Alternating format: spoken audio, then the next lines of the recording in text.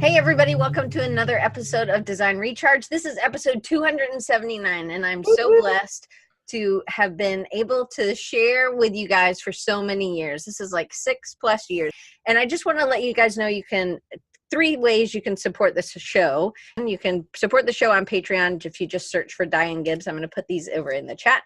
Patreon.com/Diane Gibbs with 1 N and 2 B's. And then also you can, if you want to get 2 free books from Audible, I listen to Audible all the time. That's my preferred way of ingesting, not congesting, but ingesting books. I'm a really slow physical reader.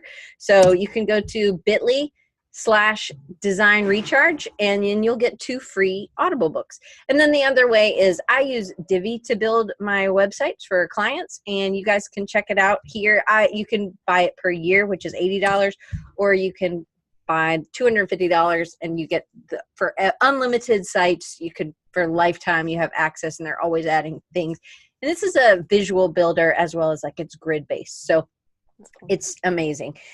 And you can get that at Diane Loves Divi. So anyway, bit.ly/Diane Loves Divi. Okay, now we're on with the regular stuff. I am super excited. I have had Alicia on my brain to be on the show, and I don't know if we've just crossed paths. She's done workshops, she's done all this stuff, and then we were talking, and I was like, we could really talk for like 3 weeks, 4 weeks straight, and about four completely different topics. But really, she was just laid on her heart. She's like, I know what I want to talk about. And so I was like, tell me. And so we are going to talk about the debilitating nature that we can have on ourselves and our creativity with our self-talk, what we're telling ourselves. And I really believe in this. I've read a lot of these same books, and I've learned that you have to hold a pin in your mouth sometimes to combat the negative talk, to actually make a positive, even though it doesn't, because it sends out different endorphins or serotonin or other levels of other chemicals in your brain. So we're going to dig into that today. And so Alicja Colon is here. She is not only a designer, she started out as a designer, but she is an illustrator, she's a paper artist, and she is a photographer. And I think all those things together make her just this like force to be reckoned with. And she really does use her faith as well in her journey. So we're going to kind of talk about all this. Definitely triple threat. Hey, Mark's from Bermuda. Oh, all right. Hey, Mark. And Scotty made it as well. And sweet. And DP's here too. Woot. Awesome. Okay, so we're gonna I'm gonna just jump in. I know I gave you a little bit of a background, but just in case somebody hasn't heard about you or seen your work, Alicia, kind of tell them a little bit of your design history background. Okay. Because you worked at Focus Lab. Did you grow up in Savannah? Yeah. I grew up in Savannah, and I went to graphic design school in Atlanta, got my BFA, and then got a job at a church. So I was their designer. I focused mainly on print campaigns, and I worked there for 3 years, and there discovered photography, and I fell in love with it. Then fast forward a little bit, my husband gets a job in Miami, which forces us to relocate. And once that happens, I started a photography business, and it grew, and that's where I started learning about like social media and learning that like, oh, you can get published, and like all of that stuff's starting to get really exciting to me. And really started also learning and exploring light. Like photography literally means painting with light. And so in order to be a really great photographer, post-processing, retouching, being able to pose people, those are really important. But understanding light and how to make your camera do what you want it to do, like that is key. So I learned that in those pivotal years. And then fast forward even more, we moved back from Miami to Savannah. And did you have kids at this point, or were you no kids? I had 2. We moved one to Miami and then came back, had another one. So now I have 2 kids. And when we moved back, I ended up getting pregnant again. So 3 is the magic number for us. And we're all done with that. So anyway, so then the business is going well from people are interested, but at the same time, I'm not getting enough money. So like my whole purpose was I needed to find a 9-to-5 job so I could then support my photography business that normally happened on night and weekends. But then That wasn't really working out well because my husband was like, you are gone all the time. And I'm like, okay, well now I just need to focus on a regular gig. And because I knew project management really well from my previous experience, and I also knew design, at that point, Focus Lab was there and they were like, hey, I reached out and I was like, hey, do you guys need a project manager? And they're like, we really hope you're not kidding because we would love that. And so I started their project management. I was the first PM there, helped for that department. And then they knew of my previous photography experience. And then they were like, hey, would you like to, try your hand at doing photos for us? And I was like, yeah, of course. I would love to do that. And so then 3 years after that, I switched from project management to photography full time for them, which was really cool, granted, when I say full time, I meant that was my sole focus there. Right. And then from there, I start really falling in love with paper illustration, meaning paper and building sets and trying to be smart and clever in how I communicate that. So that kind of brings us up to date to where I am now. Okay. So in that time, and maybe this goes back even further, when did self-talk become something that you noticed you were doing to yourself, whether it was positive or negative? So I really noticed self-talk. I probably didn't notice it until I was 25 or so. And that was when I started getting published, or even trying to get published from a wedding photographer perspective. Because in the wedding industry, right, if you want to become really well known and you want to be able to charge the top dollar, you have to say oh, I have this award, I've been published in this magazine, right, and da-da-da. And so once I realized that, then that's when I started submitting. And then that's also when I was 25, that's 11 years ago. All right. So I'm 36 years old now. So that's 11 years ago. Social media really is kind of ramping up, for me at least. And that's when I start comparing myself with all the juggernauts that are already out there. And so once I started getting rejection after rejection after rejection and started comparing myself to the other people out there, that's when what amount of security that I had was gone. Cause it's true. Comparison is a thief joy. Right. And so it just plummeted. So what does that comparison look like? You're just going on social media and you're producing things and then you're like, my stuff isn't as good as theirs. Kind of paint that picture, because I want people to realize, oh, maybe I do that too. Or, I want them to be able to understand what it is that everybody kind of compares themselves. To what level does it start being debilitating and actually feel like any of it's debilitating, because it really hurts how you feel about you. But how did it start affecting your job or your curiosity, your creativity? Yeah. Well, I think earliest on when I noticed that whoa, this is something that is literally debilitating, is that whenever I was a wedding photographer, right, back in the day, and I've been in this industry for 14 years, so I have a lot of weird stories. But this one particular story, there was this thing, and they're still really, really popular, and you'll see them. But what wedding photographers will do is that they'll have a styled session. So they'll hire floral arrangement people, florist, I think that's what you call them, wedding cake, event planners, wedding decorators, all this stuff. And just to the nines, decorate this whole thing, something crazy, we're going to do dinosaurs and lilies, and that's going to be the theme. And you just go crazy with it. And the photographer's job is to make it all beautiful. I literally had everything situated. Right. And then at that point I started bulking. So what does that mean? What do you mean? Meaning I had florist, I had cake people to sign on, I had the wedding event planner sign on, I had everything was going. And then I realized it was all on me. And at this point, I was afraid. I was I can't do this. And then at that point I started canceling. I'm oh, I'm sick, guys. I'm so sorry. Yeah. And I literally so I started making excuses for not doing things, not showing up. And then I also realized it started happening on a minute scale where realizing that this was deeper than just creativity. This is life, because I would have people who would want to get together and I would be afraid to hook up with them. Like I would be afraid to go eat lunch with them because it's like, I'm not a good friend. I'm not good enough, you know? And so I isolated myself, and I was very, very lonely. And then, you know, progress, like, you know, fast forward, I had Netflix. They reached out. So early on in my paper crafting, I thought at first you were like, I had Netflix and I just turned to Netflix and I just watched Netflix, but yeah. No.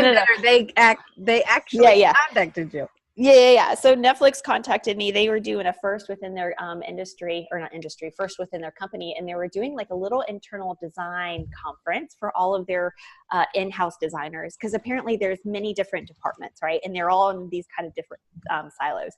And so they reached out to me and they were like, hey, we are doing an internal design conference or like workshops that we want to ignite creativity, but at the same time, we want people to kind of build rapport amongst the departments. And so we would love for you to come out and teach us how to do the whole photography stuff.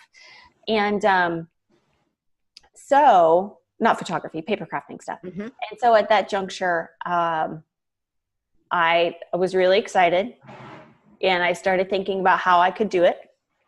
And then once I realized that, like, I can't even figure out how to do an iceberg. Cause at this point I just did an iceberg like the week before and it was horrible and it didn't really work out very well. And in all intents and purposes, in my perspective of it, it failed. At that juncture, I said, no, I can't do it. Like I can't. And so I told them no. And there's been other instances as well, other companies that have reached out that are large names and opportunities. And I just said no. So how does that, so this sounds exactly a very similar conversation that I had with Derek Castle. Derek Castle was doing all the stuff on the side. He was doing his, you know, linoleum cuts and these awesome things. And Miller Lite and Harley Davidson contacted him and said, hey, we want you to be a part of this first artist series. And he told them no, you know, like, so how, and then they came back to his door the next day with a 6-pack or a case of beer, and they said, we want you to reconsider, and he took the job. But how does your like faith come in? How did you push through? Because at some point you either listen and then you follow it, you just keep. So there must have been something in you that kept the fire going. So I want to know what that was. And then did your faith play a role at all in getting you kind of back on the horse? Yeah. Really good questions. Goodness gracious. And I don't necessarily know how to enter that one. So I think for me, I've always been one to believe that I'm in this broken state, always continually being moved to being better, to be healed. And so it's like, while I was isolating myself and while I was really lonely, and while I was, you know, debilitated by this, I was like, there has to be a way out of this. There has to be, but I don't know what it is. And I don't even know how I got here. Like, I don't know anything. And then so one day I was listening to a message by Craig Rochelle, and I love Craig Rochelle. He is a leadership expert. He's also a pastor out west. And he was talking about his negative thoughts and how it absolutely debilitates him. And he said pretty much one of the things that he started doing was these personal declarations, where it's like every single morning he woke up and he would say all of these things about himself. And of course, all of his stuff that he says about himself is, since he's a pastor, obviously is going to be built upon the Bible. But he's going to say those selves to himself. And generally what it is that it is the positive counterpart of the negative thing that you already think about yourself.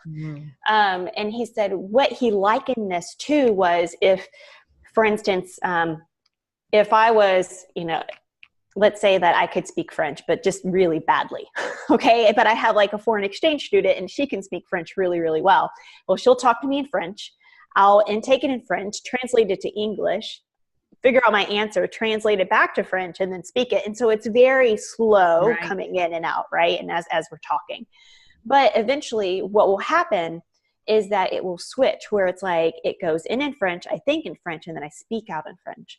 if I keep at it, right? That's how language happens. And he likened to these personal declarations that's exactly what happened. That as soon as he started saying this over and over and over and over and over and over and over and over and over and over again, it pretty much, like whenever he noticed a negative thought would come in, like he'd be like, nope, positive. And then at that juncture, it's like he would get into a situation, and he's like, okay, I need to, I need to like tackle this from a positive perspective. So that was the catalyst of, this is somebody who seems like he's struggling with what I'm struggling with. He has a solution, but I know there has to be more to it.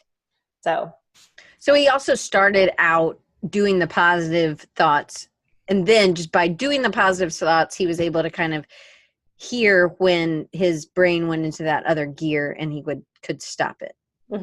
I mean, now it maybe is quicker, or it maybe it's something that he's always going to deal with. Who knows? Yeah. Okay. So in this timeline, when did you start? Because you have one of the things that is your superpower is your curiosity. Because I feel like that's what brought you to do. I mean, so this is what I think of. If Alicia wants to do something, she just does it. Like she figures it out. And that to me is very, it's so empowering. It's also like, well, she figured it out, and she just like, you're a strong woman, but you also you're not haughty, or you're very humble about it. So how do you go from design to photography, wedding photography, to doing product photography, to doing then paper art? So was all like photography, did that start out as a hobby and then it became a business? Like you're just a serial kind of entrepreneur, and you are always trying to find like, hey, I think I can make money at that? Or is this just like, hey, I really enjoy this, and then people see it and then they're like, hey, could you do this for us? Yeah, I definitely think that, I definitely think it's the latter. So I would say that the whole paper illustration thing, okay, we're gonna have to fast forward this. So whenever I went to graphic design school, I changed my major like 4 times. And at the end of graphic design school, I was like, all right, I don't like this. I kind of quickly realized I did not like, I loved design and I appreciated it, but I did not like being the one who did it. Right. But at the same time, I also knew it was creative. So I didn't know where to go or what to do. So at this juncture, when I was offered this job, I was like, okay, well, something is figured out for me, so I'm going to go do this. So I went forward in that direction. And that worked out really well. But the love of photography kind of just like, I just stumbled into that. But I think one of the things that I really need to kind of really like make sure that like I make known is that there's a couple of books that I read. So like the thing that I said about Craig was like how to, but there's like 3 different books, 4 specifically, but 3 books that like really changed the trajectory of everything that I was doing. You know what I mean? And so one of the things that I love about Focus Lab is that they have such a hunger for learning. And it's because me being in that situation with like Eric Regan and Bill Kinney, those 2 specifically, Eric led the way of like, just never stop learning. And I mean, we even had a book club where it's like on company time, we would read the book and then we would talk about it. Like there's so many perks and so many incentives to like read and to learn. And when you have your leadership doing it already and you see the benefits of that, you end up kind of like taking it into you.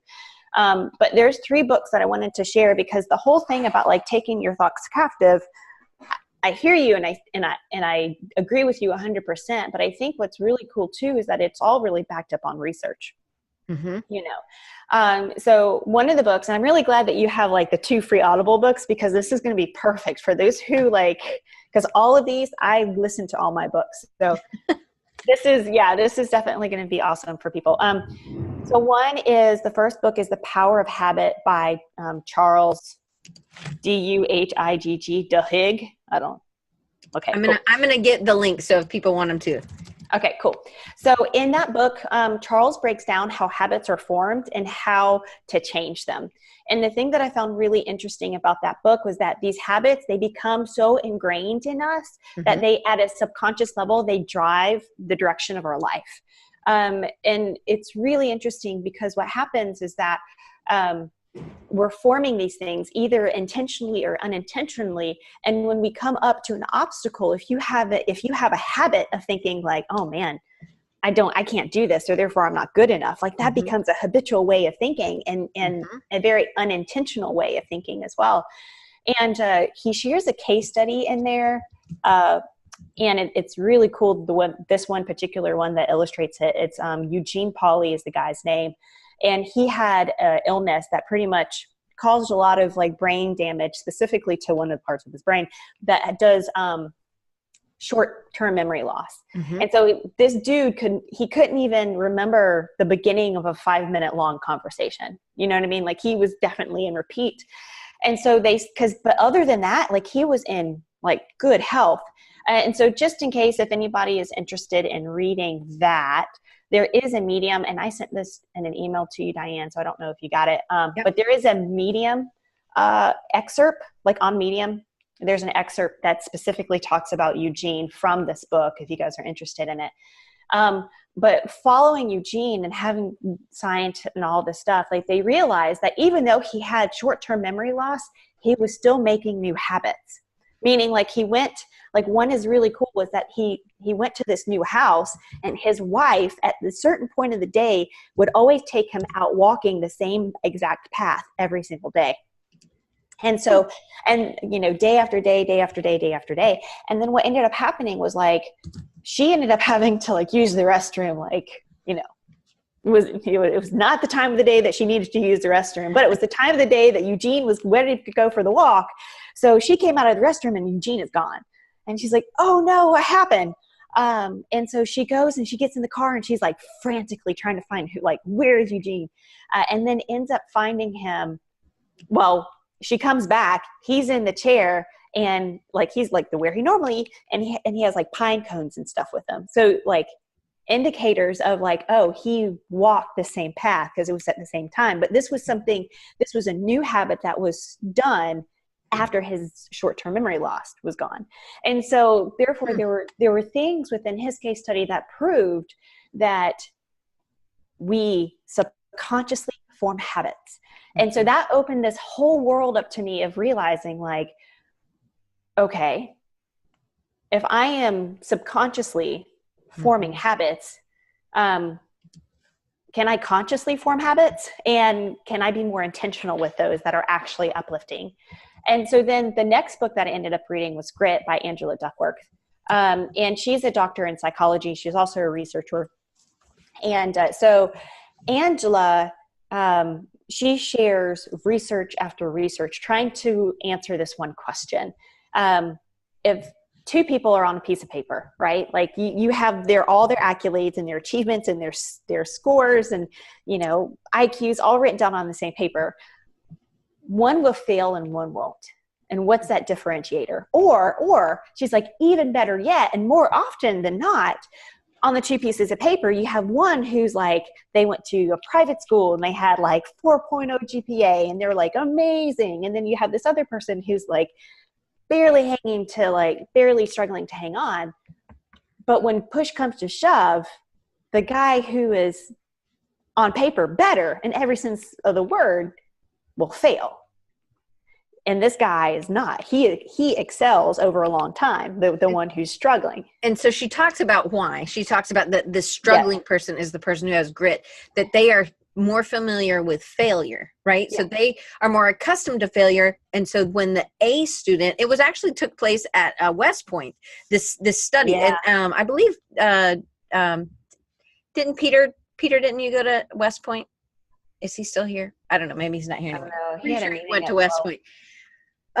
Peter Del Tondo. And so they did this, and so they ended up, even the people who are most athletically gifted, not just brain gifted, Yep. It's the people who were athletically gifted. Those people also were not accustomed to failing, and so I love this book. So I would totally recommend, if you're getting 2 free Audible books, I'd get this one as one of them. Yeah. And like exactly what you said, the thing that was on the paper that was like the differentiator is the grit. And it's like that levels of perseverance. And she says that like, it's the people with the can-do attitude that will go farther. And then that the point was like, I don't have to be amazingly talented. I don't have to be amazingly creative. I don't have to be a mathematical genius. I just have to not give up.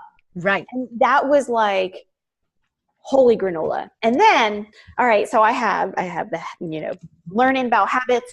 I'm learning about this grit. And then the last book that like really like was the linchpin is The Mindset, The New Psychology of Success by Carol Dweck. She also is a doctor in psychology.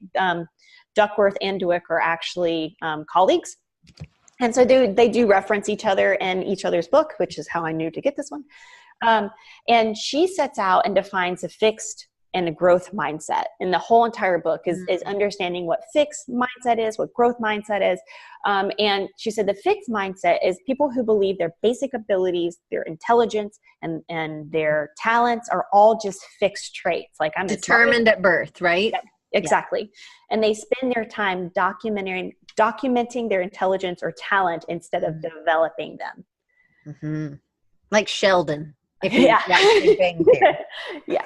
And then there's the growth mindset people, people who believe that their most basic abilities can be developed through dedication and hard work. Brains and talents are just the starting point. This view creates love of learning and a resilience that is essential for great accomplishment. And she just showed time and time and time again what ends up happening with people who believe in fixed mindset versus people who believe in growth mindset.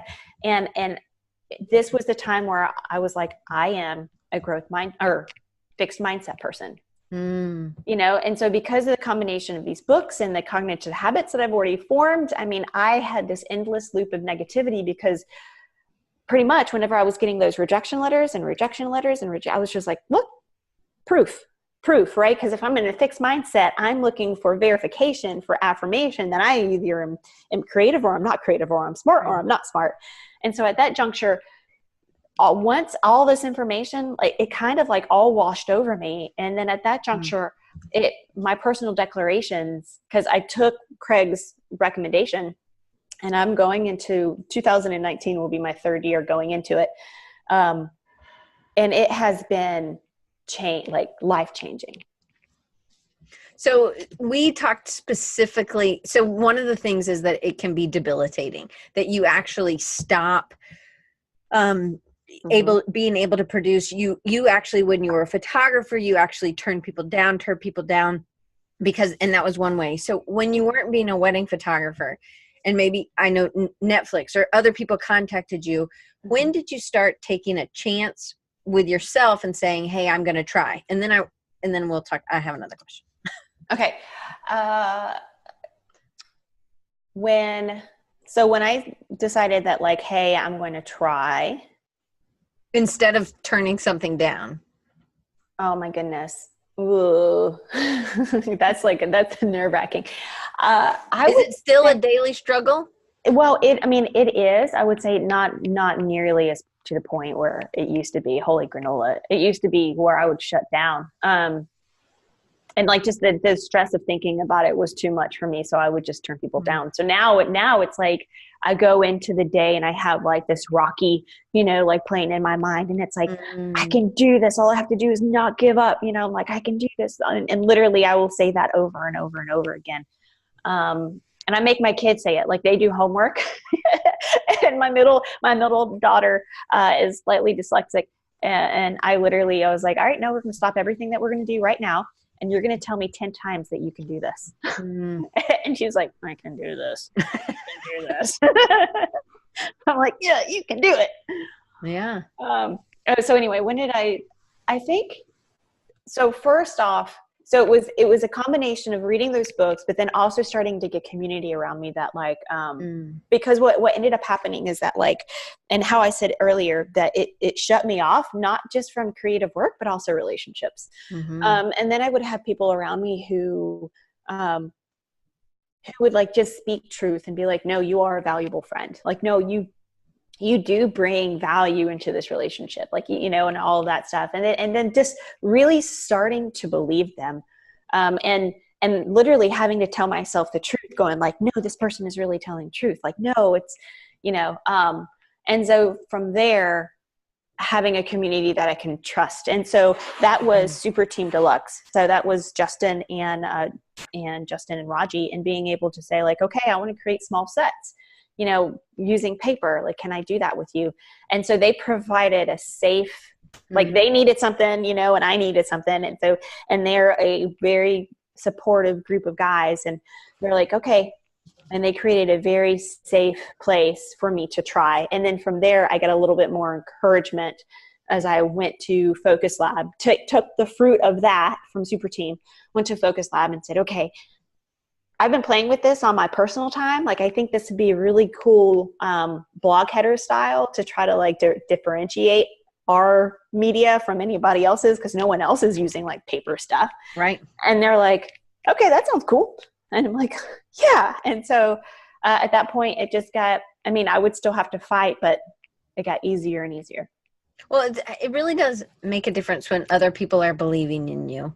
And I think when you start separating yourself out from those other people, then you start hearing your inside voice way more than you should. So having those good, safe relationships is really important. And it doesn't have to be 15 people, like 2 or 3 people. Maybe it's just one other person.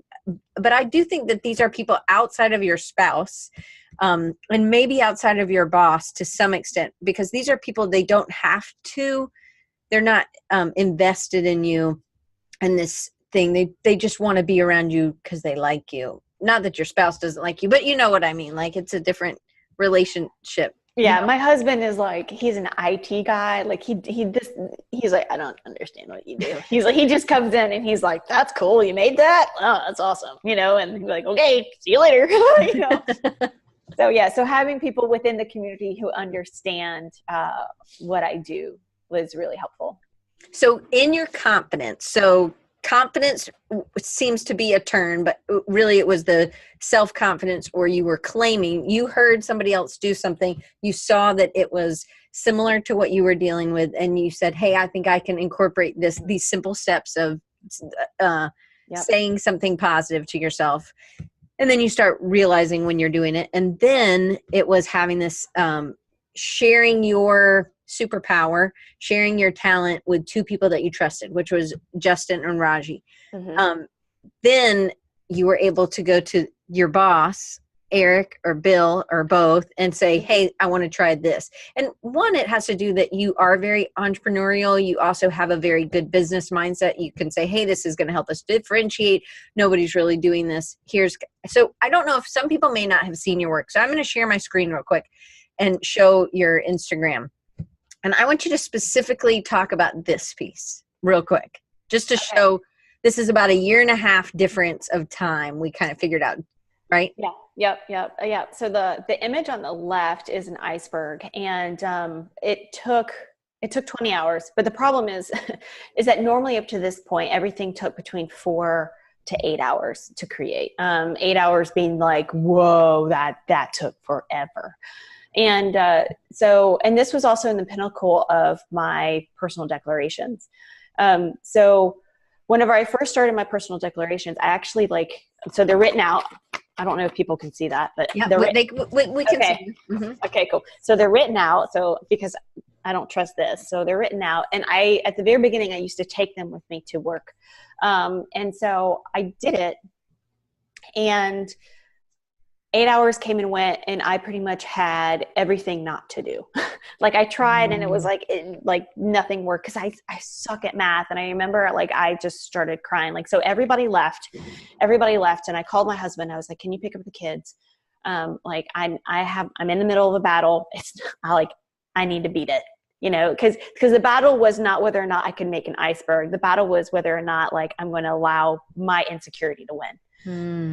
And so I remember like going back and looking at my paper, and it's like I had two desks, because I had my desk and the Cricut desk and the craft desk right next to me, and I had paper all over it, and I had mathematical formulas all over it. And I remember like cleaning everything off and like, like trying to do a fresh restart, and like sitting back down going like, I don't even know where to begin. And just like bawling. And then like I looked over at my personal declarations, which was tucked in my Bible, which I brought every single day.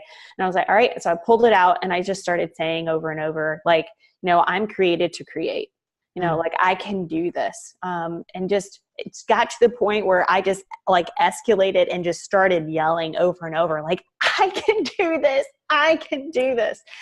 And then that's what ended up happening. So 20 hours, that's what ended up happening. Now the thing, and the photography or just the art? No, the craft. Okay. Yeah. Everything, the photography, the art, everything. And so then I was like, okay. So, and at that point I was like, if this is taking me 20 hours to make an iceberg, there's no way that I'm going to be a freelancer at this ever my whole entire life. But this was your first kind of big one, right? Not, I mean, I've had other ones, but yeah, I mean. So what was so hard about this one? Was it math? Oh, okay. Dang angles. And so then so on the right-hand side, so at that left-hand side, I thought that I was too old to start something new. I thought that I would never be hired as a freelancer. And then on the one on the right-hand side, Dan Petty hired me to create the graphics for the upcoming Epicurrence. That's going to be launching soon, guys. So on the right-hand side, that was also in 20 hours. I am freelance. I'm older now. And now I figured out you can use 3D rendering things to like build models for me and print them out on papers, and I could print them out. So anyway, so got a lot smarter, work harder. So anyway.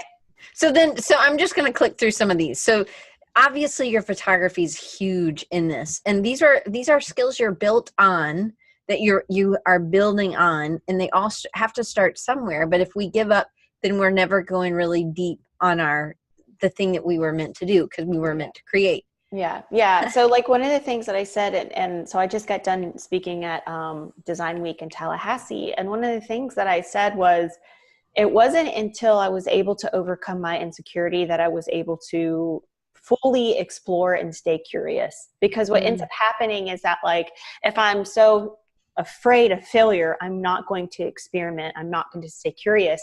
And if we stay curious, that's how we push forward the envelope, that's how we move forward in our skill set. And I really think that staying curious is the thing that keeps us intrigued and engaged in our craft. So you're not the only person who's done self-declaration. So Scott, I'm going to stop the share. So Scott Soder said he does. Carly said she does. That's awesome. I think, and Scott also said, that he sort of has a personal mission statement as well. And he said he thinks that they do help you think of your value and how to communicate that. Because I think one of the things, we devalue our worth, especially when we're starting something new. I mean, I'm 45, so I've got almost 10 years on you, but I do feel like, I feel like your newness and creativity is not connected to your age. It's just connected to a mindset. And I remember I had a lady who was a client who does face reading, which I know seems really weird, but they do this in, lawyers will hire people who are face readers, because when they're answering questions, you might see. So she asked me, so I have tons of, I don't know if you guys can see, but I have tons of lines on my face, and I don't wear makeup. So anyway, so she's like, oh, have things come easy to you, or have things been hard? And I'm like, things have always been hard. Nothing's come easy to me. And she's like, I can tell that's what those lines are. I guess because I always do this. And so I have these embedded lines. And it was one point where I was like, wow, now I'm proud of these lines. I'm way prouder of these lines. And I don't care about showing them or covering them up or something, because I'm like, this shows that I've I've had to work hard, and that I have struggled, but I've also overcome. And I love the grit. I love that. It's just that you just gotta keep going. And I like Scott Biersack, I think, is a real gritty, he's one of my gritty friends, you know. All right, so we're like on question 2. So I've got to I know we but I want it. So Jason had a question. How do you keep the voice in your head from telling you you're a piece of crap? Because that's exactly what the voice tells you, or you're not worth it. You're never going to make this. I mean, that is exactly what we're all hearing, right? Mm-hmm. I mean, this is that they'd say way meaner things, I think. So I don't know if you can share any of the personal declarations, and have they changed? Have your personal declarations changed each year? Do you sit down every quarter or every year and kind of write new ones? Or is it on your birthday or some sort of, I don't know. Yeah. Yeah. So Jason, what I would ask of you is, can you get more specific? And not necessarily in this particular, arena, but, I feel like oftentimes that there's something specifically that we feel like we're really super struggled with. And then at that point, what it's going to happen is that you're going to be able to tackle that thing. And so for mine, so I have green, and then you can see I've added in orange, I've highlighted, I've added in different colors. And so as I go on, I do add or I emphasize things, or I change words and things. But for me, one of my things was I'm not good enough. So I'm not smart enough to figure this out. And so one of the ones that I would say over to myself is Christ's grace is sufficient for me. His power is made perfect in my weakness. So it's even though I am weak, I know that he's out there and he's smarter than I am. And I can just keep doing this, knowing that he's going to help me. Another one is that my confidence is not in me. My confidence is in Christ. So I understand that these are definitely Christian related, but there also are other things that you can build yourself up on. So just saying my worth is not tied up in what I do. That's pretty blanket statement for every single person. Your worth is not tied up in what you do. And it's if I'm feeling rejected by this or whatever, I can continually say no, my worth is not tied up in what I do. I also say, I don't need man's acceptance. That's another one for me. It's I don't need people's acceptance. I accept people first. And so whenever I'm at a conference, I try to go out of my way to get to know people, or to hey, who are you? What do you do? I want to hear about you, and because at that point I realize that people are so afraid to open up. And so it's if I go first, they'll be there. So yeah, I have a lot of other things. Another one is that I'm a beloved child of God, chosen, desired, and accepted by him.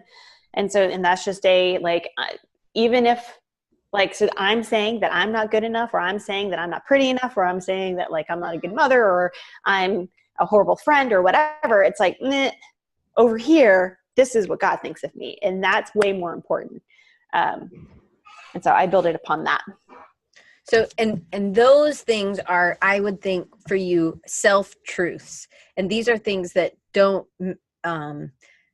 it's like a parent's love, right? It doesn't matter what your kid does, that still is a self-truth for you. Now, I think sometimes, I'm with you on believing that those are the things that God has said. And to me, those are things that you can absolutely count on, that it's not, even a parent's love sometimes can fade. I've, seen that with other people's families, not my family, thankfully.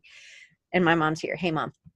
But, there are times when you feel like you can, I know I felt like this with my parents, that you could actually lose, your parents will be so disappointed, or you might lose their love. Yeah. And I feel like with God, he's giving us a promise that isn't the case. And so those are some of the self-truths. So if you're not a Christian and you don't believe those things, then that is, you need to have some self-truth that's not connected to an action that you do, or something that you have to perform, because what if you lose your legs and you can't run? Or what if not? I don't know.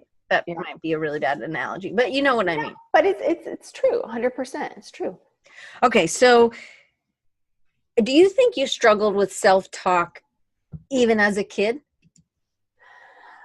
I think so, but it's one of those where it's like, it's so difficult to pinpoint that it's difficult to say whether you did or not. You know what I mean? It's one of those where it's like, I can remember points where I was really insecure, but to say whether or not that was like manifested in my own head or like whatever, like, it's just really difficult. But it's one of those where it's like, I realized that I became very self-conscious as an adult, specifically trying to go out from a creative entrepreneurial standpoint. You know what I mean? Like yes. That's when it got really noticeable, I was like, okay, I need to make this now. Can I do it?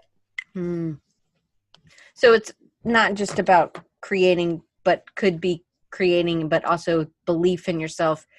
Like even when a new project comes up. So my husband in 2005 was the first website I ever created. And it was total, HTML and CSS, mainly HTML. And he was like, you can do this, Diane, you could do this. And I'm like, I don't know. I don't really want to do this. Like this sounds like stuff that's hard, that maybe is outside of what I'm comfortable with, but I attacked it in small ways. And I didn't try to do this like flash website from the get-go. I tried to do something that I thought was an achievable one. That's why I thought, well, maybe was this the iceberg, was that your first biggest challenge? And so there was just something, you said what it was the math. And so it was maybe attacking something that didn't have so much math and attacking little bits of math and adding to, instead of doing something that had so much math. But it's kind of like knowing where your Achilles heel is. And sometimes that's self, introspection, I think. But sometimes I didn't know if I would like it. I didn't know, but I love publication design. I actually think web design and publication design are so similar. So it's kind of like you could do the little bit of math, just like you would tell your daughter, hey, you can do it. You can do it. You can do it. You can do it. Yeah. And I think sometimes it is just that repetitive. My dad used to always say, and I guess my mom did too. I don't remember my mom saying this, but I'm sure she did. But my dad, that little engine that could, I don't know if you remember that. Yeah. Okay, so he was like, and I just always felt like my sister was always the best engine because she could do the schoolwork. She was athletic to some extent. I mean, she's very thin and she plays soccer, but she was kind of clumsy a little bit, I think, more as a kid. When she broke her wrist on my birthday, I was like, thanks so much for that. But she just did everything pretty well. And what I was good at wasn't something that was valued in school. I was good at talking to people, which really got me N's in conduct, which means needs improvement. Yes. But it's helped That's awesome. me more in real life. But I feel like you just have to be able to look at the perspective of maybe this will help. And I remember my mom has told me recently, she's like, I told that teacher to not have all of y'all facing each other. If she didn't want you to talk, she shouldn't have had you facing each other, then you wouldn't have been talking. And so I feel like that was, they're kind of creating situations that are helping us fail. Like you with so many angles is like a situation that I think when you're trying to get out of this self-talk, like for Jason, if you just hear yourself over and over and over, you definitely should start with some of these, do a personal mission statement and do some of these self-declarations. And I also think get a few people, 2 or 3 people that are not Tina, not your boys, not your parents, not your brother, but somebody else who believes in you, who could say, this is what I see in you that is your superpower. This is what I see as, and then you at least have that behind you, because sometimes there are things that you do that you think are cool, but then you show it to somebody else and they're like, that's nice. You spent 20 hours doing that. What were you going to do for money today? And you're like, I made this iceberg for money today or something. I know. I think it's so cool that I can point to the mountain and I'm like, you know what, sweethearts, to my kids, I'm like, I got paid to make that mountain. So don't touch that mountain. But like, I love that what I do is kind of definitely off the beaten course, and it shows the kids the potential, because I knew whenever I grew up, it was very much like, you're going to be a nurse or you're going to be, blue collar somewhere, working on a conveyor line belt thing. And right. Because I wanted to do art too. And that was very much like, nope, that's not, I even asked for art lessons when I was a kid and my parents were like, nope. So I didn't even take any single art class in high school and somehow managed to go to art school in college. That's awesome. I think, so as Shannon says earlier, she said forward motion in the mindset of knowing that that win or lose, pass or fail, there's a purpose in taking the step. And that's why the gurus or whatever, they say it's not in the destination, it's the journey. And it really is. It's that walking. It's what you are doing to get through that yucky stuff. And I always tell people who are students who come to me and they're really going through something really hard, and they're continuing on, they're continuing to battle.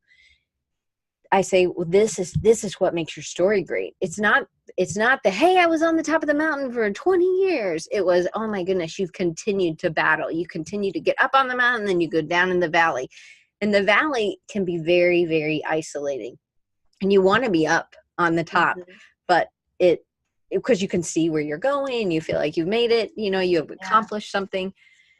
Okay, so we have like 6 minutes left.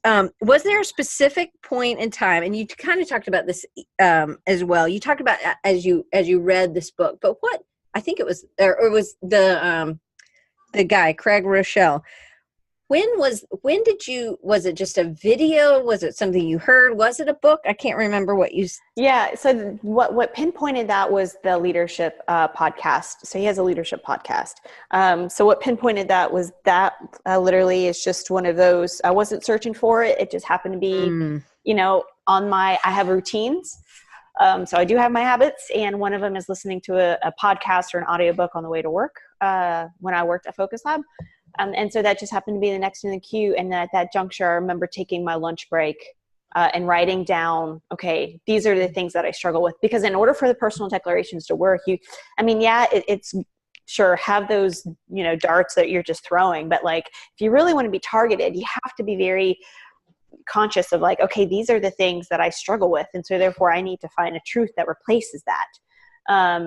And then knowing that list doesn't have to be perfect, because if you wait for perfection, you'll never move forward. Right. And so at that point, it's like, okay, I'm just gonna roll with what I have.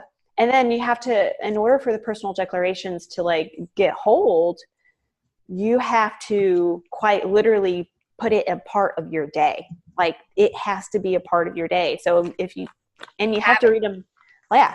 Like, you brush your teeth, you do your personal declarations, or you put them inside your shoes. So every single time you put your shoes on, that's what, you know what I mean? And like something like that. So because I don't know, I know I asked this, but I'm not sure if you answered this. How often do you reevaluate your personal declarations and set new ones?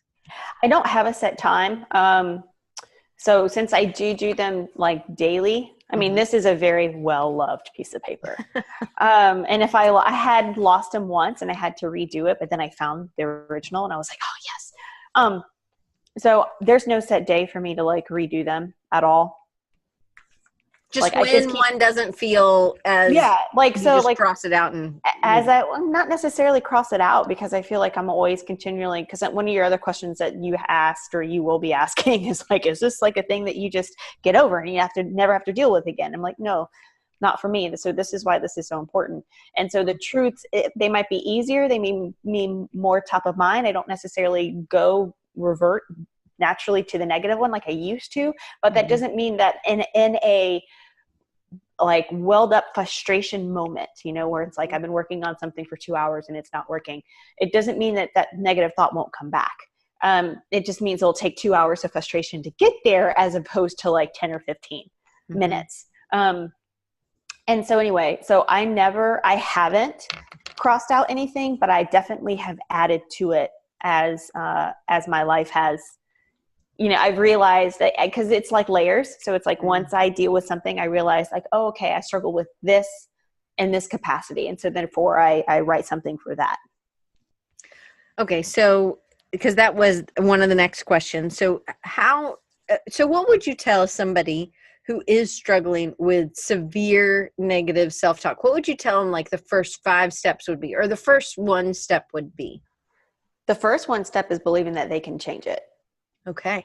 I mean, it's like if they think that all of this is for naught, if they don't get it, then at that juncture, it's like, it's like, why do this? And I guess like, so I'm one of those people where it's like my husband dislocated his pinky toe, and my mom told me to like tell Desmond to wrap it.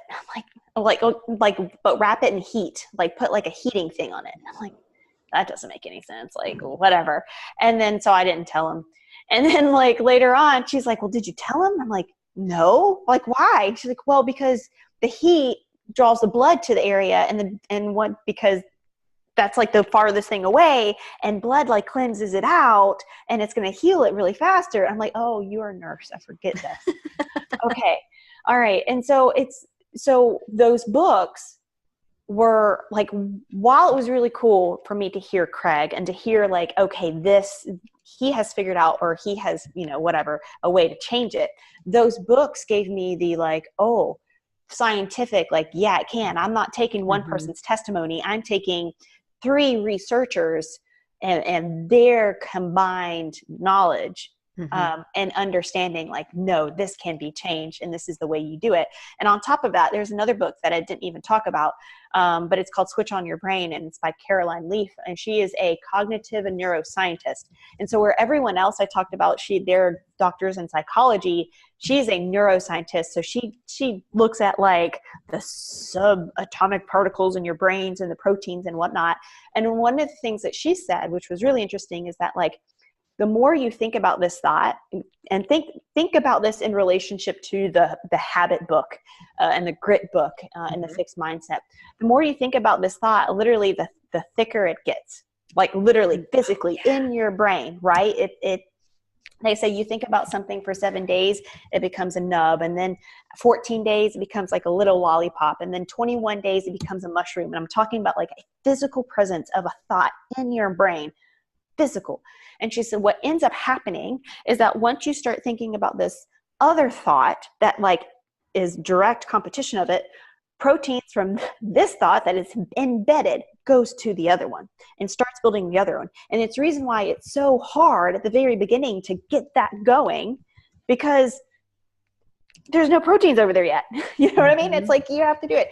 And she was like, it takes like, she says it takes 21 days of like constant repetition in order to do the first cycle and to really free yourself from that. And she's like, normally it takes like 3 full cycles, so 21 times 3 to really disengage a thought and to rebuild another thought. So that's why these personal declarations, again, are really important, because what you're doing is that you're having something that's like leading you through a script into it. So the first thing, you have to believe it. You have all the scientific explanation in those 4 books to prove it. And then the second thing is get your personal declaration on. Okay. So after that, and then it's just repeat, right? Repeat. And not giving up. Repeat. And it's like at the very beginning, do it as much as you can. Cause it's like, now it's like, you get to the point where it's like you're reading it, but you're really reciting it, because at this point it's memorized. Right. But that's where you want to be. That is exactly where you want to be, because when it's tough, you want those thoughts to be memorized. So, and I've tried to share all these links over, and they will be below in YouTube, on iTunes, as well as on the page on Recharging You. So, do you think listening to a more positive voice, meaning surrounding yourself with different people, has changed the way that you work creatively? Or changed you and changed your creative work, is what I had asked you. Yeah, I mean, I definitely think so. So it wasn't like I had to change a group of friends. It was more of a, like, I actually had to like step into the group of friends that was like waiting for me. And big plug for Creative South, because that was the first creative conference that I went to. And I couldn't have asked for a better one because they're so welcoming. Just the community is like so welcoming. And so because of that, it seemed to be like a safe place to make friends. Mm-hmm.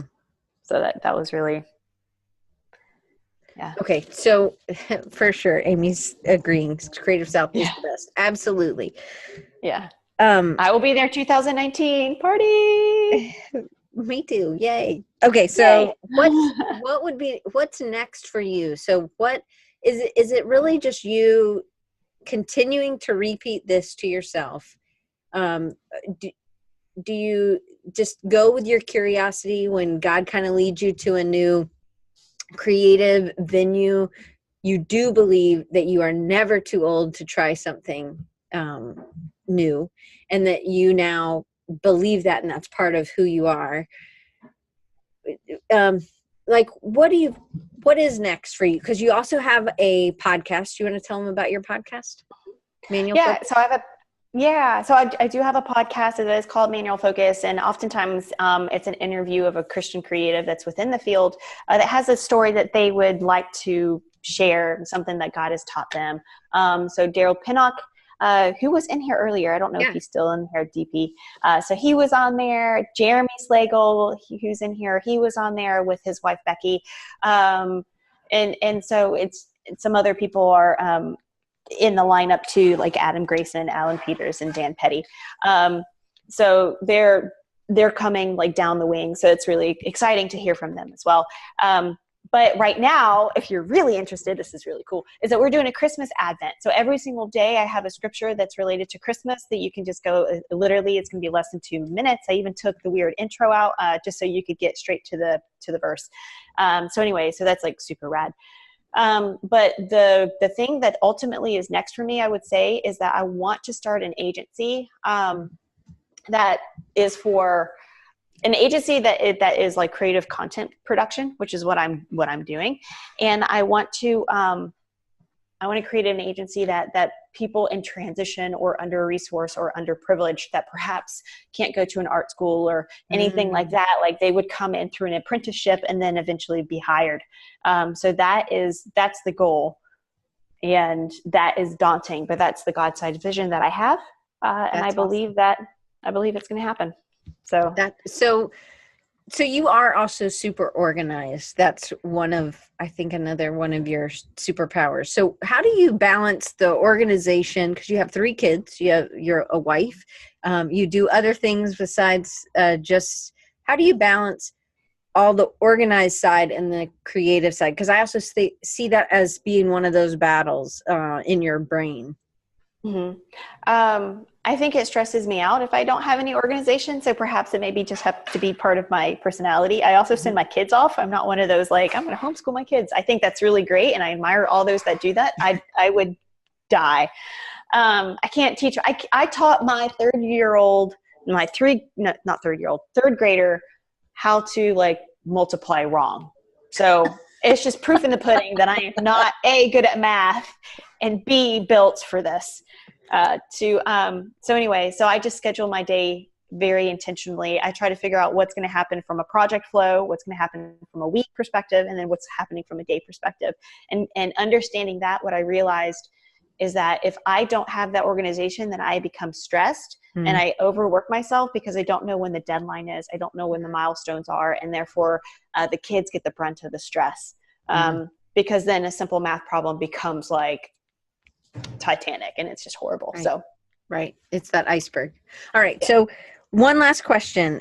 What advice would you give your younger self? And then at like what age would you pick to tell yourself that advice? Oh my goodness. I would go back to middle school and I would go back and I would tell my little middle school self. And because I've thought about this and I'm like, does this even go with the insecurity thing? I have no idea. But the biggest wounds that I have come from middle school. So I would tell her, middle school's hard. You are loved. I don't even get emotional thinking about it. And that people who pick on you or people who say negative and nasty things about you are just trying to get attention off themselves. off something that they're insecure about. And I guess the reason why that is so pertinent for me today is because I feel like I'm afraid of some things that I say now as an adult, and the ramifications of that. And I want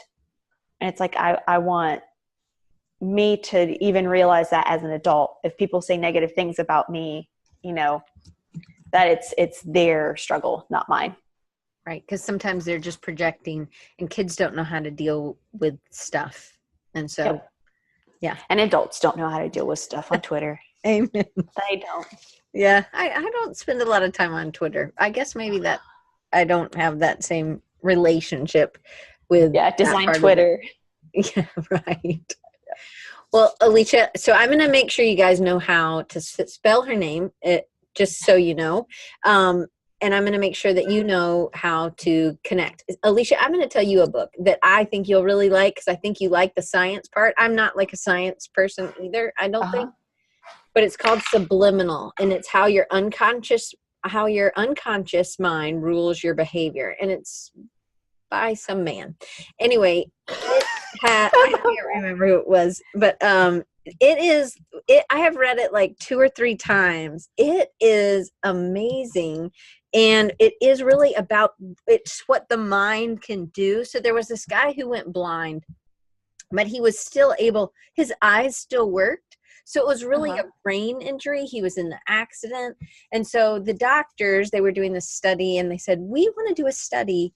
We're going to have you walk down the hallway, and then we're going to while you're walking, we're going to throw things in your way and make things, like obstacle course, because we want to see if you're going to be able to do it, because his eyes still worked, but it was just a mind issue, and he did not hit one thing. What? But yes, I mean it's a great book, and it's a listen. You can listen. I got that one at the library the first time, and I actually sent that one to Jason Craig. Like, this is one of the ones I've given it to my dad. It's a really good. It has like a blind emboss on the front. It's my dad, because I had never seen the book in real life. He's like, yeah, it's got something weird. Like, if you turn the book, you see something else, and I'm like, I'll have to look at that when I come home. Anyway, but there's just full of these things about the brain, but he talks about it in a way that like a normal person can understand. And that's the reason I like Brene Brown, a reason I also like Angela Duckworth. They're telling you these sort of stories in ways that we can kind of ingest and digest, so that it's not just real science-y, but it's totally based in science. So if you're having trouble believing that you could actually change, there's so many things that are just within our brain that maybe that's the proof you need to be able to believe that you can change your mindset and the way you talk to yourself. So, all right, let's make sure. So make sure people know how to get to you on Twitter, which you are the same handle on all of these, but I actually have them all written down. But I'm going to spell your name for them. It's ALICJACOLON.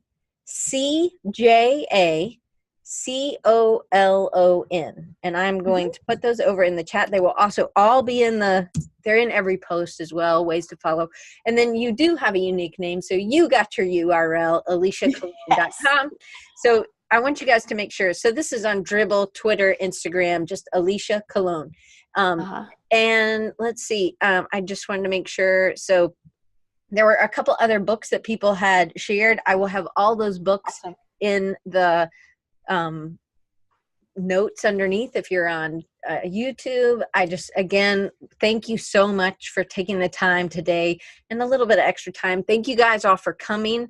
If this is something you'd want to hear more about, I would love to know.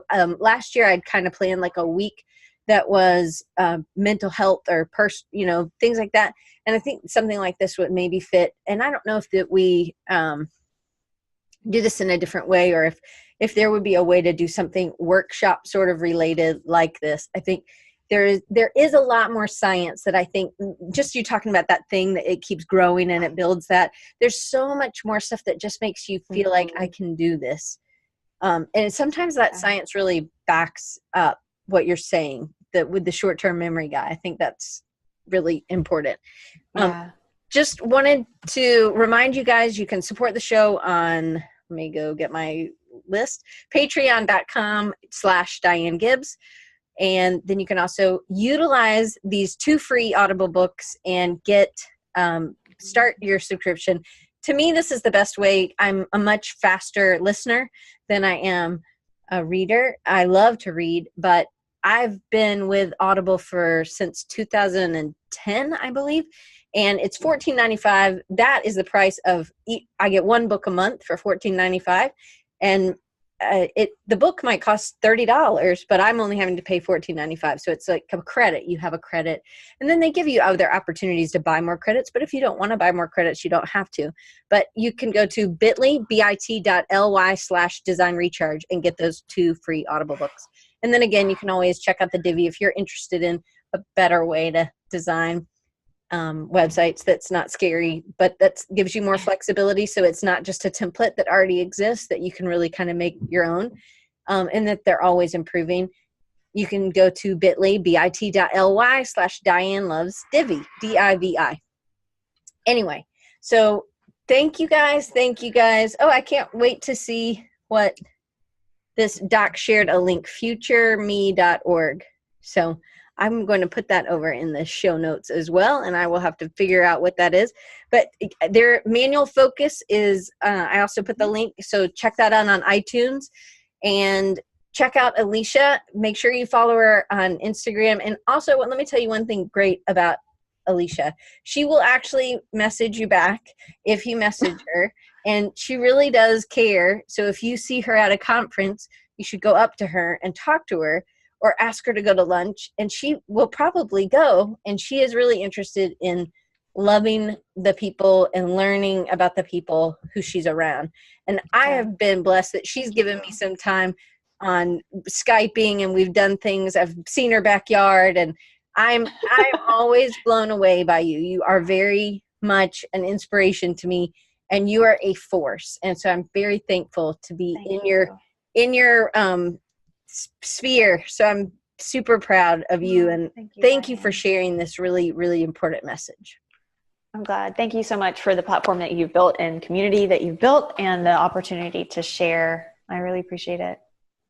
All right. Well, thank you. And next week is our last episode. And let me explain what this last episode is. I usually would have ended with Alicia, because I think this would have been an amazing way. But you know, so you are a crafter too, Alicia, so you'll appreciate this. This is somebody who has written books in the craft industry and is an artist. She quit her job as what do you call those people who help lawyers? Paralegals? No. Yeah, she was a paralegal. She quit her job as a paralegal, and she started just doing her art. So there's a ton of guts in that. And then she has created different platforms. She's talked about getting different revenue streams. If you go to Hobby Lobby, you might, or Michael's, or wherever you shop for your craft supplies, you might see some products that she's created. If you go to Barnes & Noble, you'll see a book that she's made. I mean, she's doing all kinds of things. If you've ever gotten Cloth, Paper, Scissors, which is a crafty magazine that I love, she's written for that. She's, I believe she was born in Germany. She lives in New York City. And she just doesn't stop. And in the craft industry, she's, I think, a big wig. You know, she, of course, would not describe herself, but she does workshops all over the world. And I'm really excited to have Natalie on the show. So she does this thing called Creative Jumpstart, and it's for crafters, or for people who are artists, right? Not just crafters, but they do a lot of overheads, and I've done it for the past 4 years. And so they're just kind of showing you their process, but I've gotten introduced to different artists this way. And they also kind of take you down through their process. And sometimes it's just like the thing with Alicia today. It's, hey, step 1 is know that you can get through this, believe. And then step 2 is this, and they're kind of doing that. And sometimes I think it's just good to try on other people's shoes, like shoes meaning their process, or to see what part fits. So I hope you guys will join me next week for my interview with Natalie. And I am pumped. I'm just pumped to have that as my last interview for the year. So I hope you guys will join me. It will be live, of course, same time as always. And I will be excited to share this little Creative Jumpstart thing that she does as well. So Alicia, Thank you so much. And if you're listening, please hit like, or not if you're listening, but if you're watching, hit like and subscribe. If you're listening, hopefully you're subscribed to the podcast, and then give me a comment. I'd love to get in touch with you. You can always get in touch with me at diane@rechargingyou.com, or you can find me on all the social media platforms at Design Recharge. Thank you.